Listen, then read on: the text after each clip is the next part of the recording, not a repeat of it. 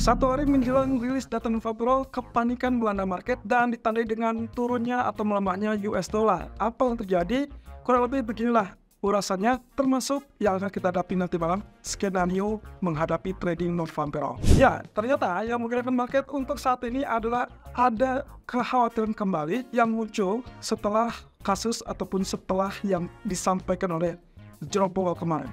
Jadi dengan menunda ataupun memperlambat kasus untuk pemangkasan suku bunga, ternyata ada kekhawatiran baru yang muncul, ya sebetulnya tidak baru-baru banget, justru malah menguatkan kembali terkait dengan kekhawatiran di sektor perbankan. Ingat di tahun lalu pernah ada kasus gagal bayar atau ya yang dikhawatirkan adalah terkait dengan bankruptcy alias kebangkrutan dari sektor perbankan.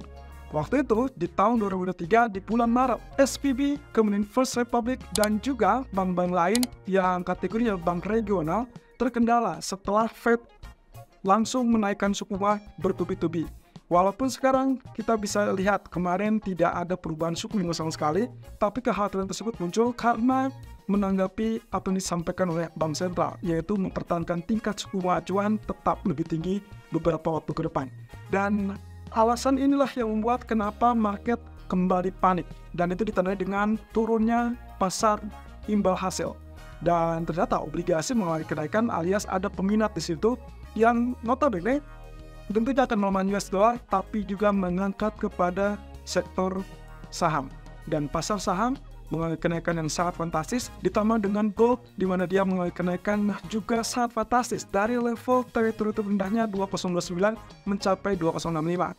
Kalau Anda lihat dan simak baik-baik dengan video yang kami ulas kemarin, jelas di situ kami memperingatkan hati-hati di malam hari, terutama begitu sentuh ataupun mendekati 2033, 2028, karena ada potensi bisa saja secara teknis itulah level support psikologis yang juga bisa rebound. Ya, walaupun kondisi kekhawatiran ini tidak disangka-sangka muncul, tapi ya secara teknikalnya itulah yang membuat kenapa alasannya emas mengalami rebound. Nah, tapi di sisi lain, hal tersebut memicu kepada apa yang dikatakan dengan ekspektasi terkait dengan pemangkasan suku bunga.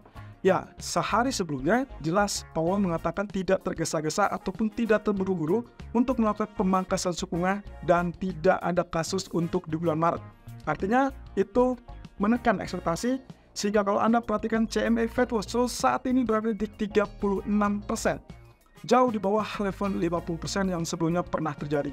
Nah, tapi di sini yang menjadi pertanyaan, kalau memang ada kekhawatiran terkait dengan sektor perbankan tersebut, maka pertanyaannya adalah kenapa pasar saham justru mengalami rebound bersama dengan komoditi emas dan dolar justru turun, bukan lari ke sebagai safe haven. Jawaban yang paling logis adalah saat ini karena market sangat berharap terkait dengan dipercepatnya pemangkasan suku bunga, maka kasus tersebut menganggap atau ya mungkin menafsirkan bahwa kalau Fed tertekan dengan kasus tersebut, maka kemungkinan Fed akan mengubah skema ataupun pola pikirnya yang tadinya menunda untuk melakukan pemangkasan di bulan Maret menjadi sangat terbuka untuk potensinya melakukan pemangkasan tersebut lebih cepat.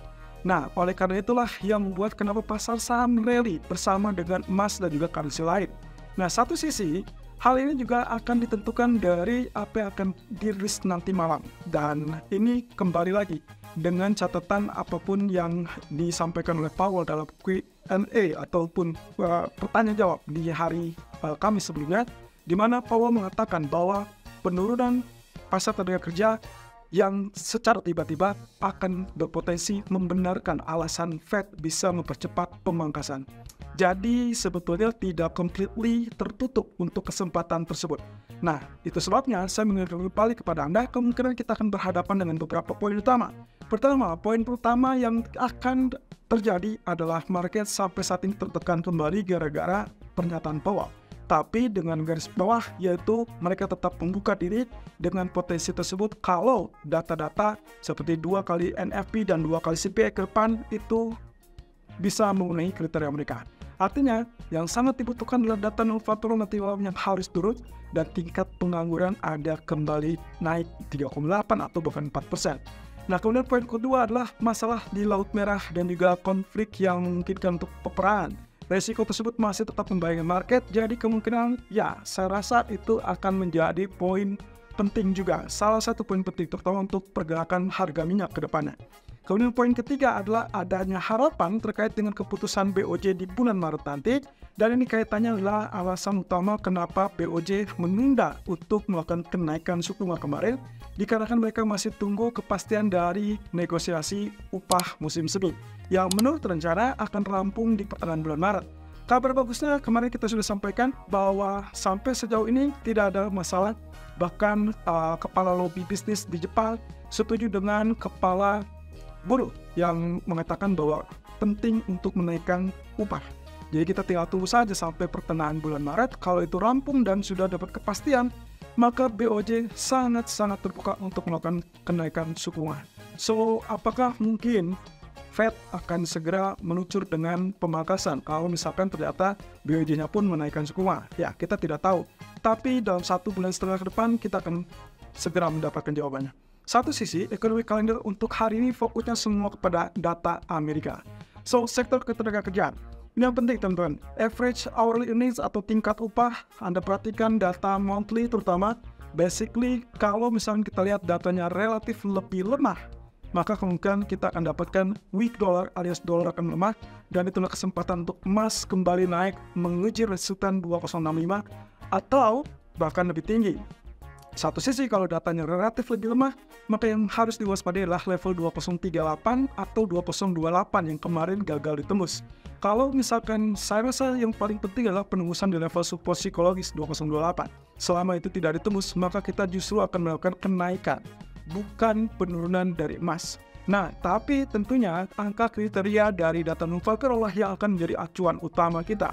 Untuk saat ini, ekspektasinya adalah penurunan di angka 187.000 dari data sebelumnya 216.000. Tentunya ada revisi di situ yang diperkirakan mungkin tidak akan terlalu jauh berbeda. Nah, tapi di sini kalau kita bicara dengan data tingkat pengangguran, kemarin bertahan di 3,7%, unchanged alias tidak berubah sama sekali. Hal ini diharapkan naik ke 3,8%. Nah, setelah data ini teman-teman, hati-hati di jam 22.00, hati-hati dengan data Michigan Consumer Sentiment, atau yang kali ini saya lebih menekankan kepada ekspektasi inflasi, baik itu 1 tahun ataupun 5 tahun. Yang penting adalah ekspektasi tersebut mungkin akan memberikan gambaran bahwa kondisi inflasi masih bisa diharapkan turun dalam 1 tahun atau 5 tahun ke depan. Kalau itu yang terjadi, dolar akan kembali lanjutkan pelemahan.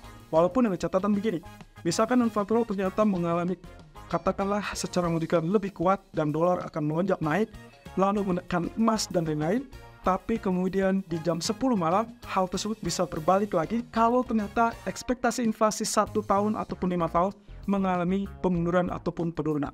Jadi hati-hati ya, kalau data tersebut kontras dari yang jam 20.30 dengan jam 22, maka kemungkinan respon akan berbalik segera. Nah, oleh karenanya skenario kurang lebih seperti ini. Kalau misalkan kita asumsikan dengan ekspektasi di 180K, kemudian juga previousnya 216K, berarti kita punya perbandingan angka 180 dan 216 sebagai patokan. Artinya 180 adalah bottom dan 280 dan 210 adalah angka yang lebih tinggi. Nah, oke, skenario pertama, kalau ternyata data aktualnya berada di kisaran 175 sampai 190, artinya di bawah ekspektasi sedikit atau di atas ekspektasi sedikit. Kalau ini yang terjadi teman-teman, posisinya kita anggap dia sama dengan ekspektasi atau range area. Dan itu berarti kemungkinan baik pelemahan ataupun penguatan dolar biasanya cenderung terbatas. Dan kita akan melihat reaksi dari market, terutama kalau lihat dari pasar emas, kemungkinan pergerakannya tidak akan terlalu besar.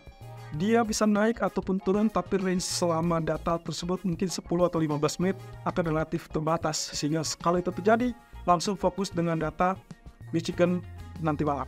Kemudian, kalau skenario kedua, kita asumsikan datanya lebih tinggi daripada ekspektasi. Anggap saja mungkin 191 sampai range area 216. Artinya dari previous kemarin hampir mirip.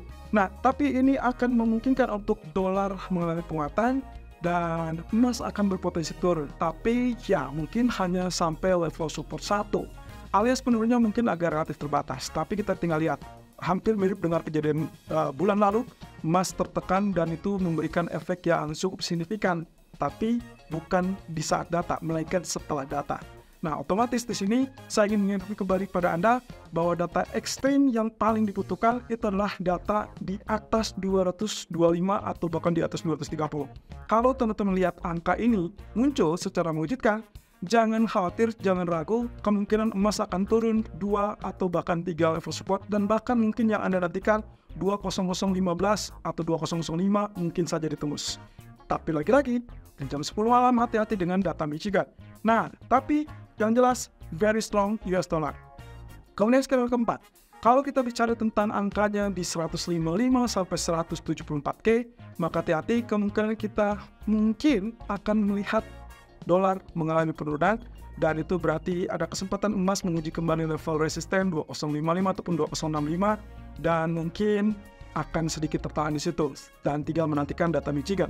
Sementara kalau data skenario kelima adalah lebih rendah daripada 155K, katakanlah mungkin 140 gitu ya, dan itu berarti akan sangat menekan US dollar, dan kita punya kesempatan untuk melihat emas kembali naik ke level 2070-an atau bahkan mendekati 2080. Pertanyaannya tentunya kapan dia kembali ke level 2100? Jangan terburu-buru karena kita masih banyak event yang mungkin harus kita hadapi. Yang pertama tentunya minggu depan adalah kaitannya dengan Imlek atau Chinese Lunar New Year. Dan biasanya selama 1 minggu ke depan atau menjelang Imlek itu biasanya emas akan mulai kenaikan. Tapi hati-hati, event tersebut kurang lebih akan expire di tanggal 8. Jadi kemungkinan mendekati Imlek, hati-hati dia akan potensinya melemah terkait dengan posisi tersebut. Tapi yes, dari malam ini sampai ke minggu depan masih punya peluang untuk tetap terdorong naik. Artinya, apapun yang terjadi dengan pasar emas, karena data, kemungkinan kita akan dapatkan rebound kembali. Dan perlawanannya agak sedikit mungkin mendebarkan. Tapi kalau lihat dari risk manajemennya, saya rasa ini worth it untuk dilakukan buy begitu dia ada bottom kembali atau terkoreksi kembali. Nah, yang harus Anda ingat intinya adalah 10-15 menit selama data ekonomi atau saat data ekonomi dirilis, itu mungkin akan ada reaksi dari data non-farm. Tapi selepas dari itu, 20 menit ke atas, Anda tinggal fokus menunggu jam 9 atau bahkan data ekonomi jam 10 malam. Karena kita akan berhadapan dengan beberapa event yang memungkinkan untuk pergerakan tersebut berubah kembali. Yang jelas, 2088, 2090 saat ini untuk emas masih tetap jadi resisten psikologis, dan saya tidak tahu apakah malam ini akan tersentuh atau ditembus atau bahkan sama sekali tidak muncul, karena untuk potensi rejection di 2065 pun masih sangat potensial. Nah, nanti kita akan lihat dari kondisi grafiknya di live streaming sore ini di jam 16:40 waktu Indonesia Barat.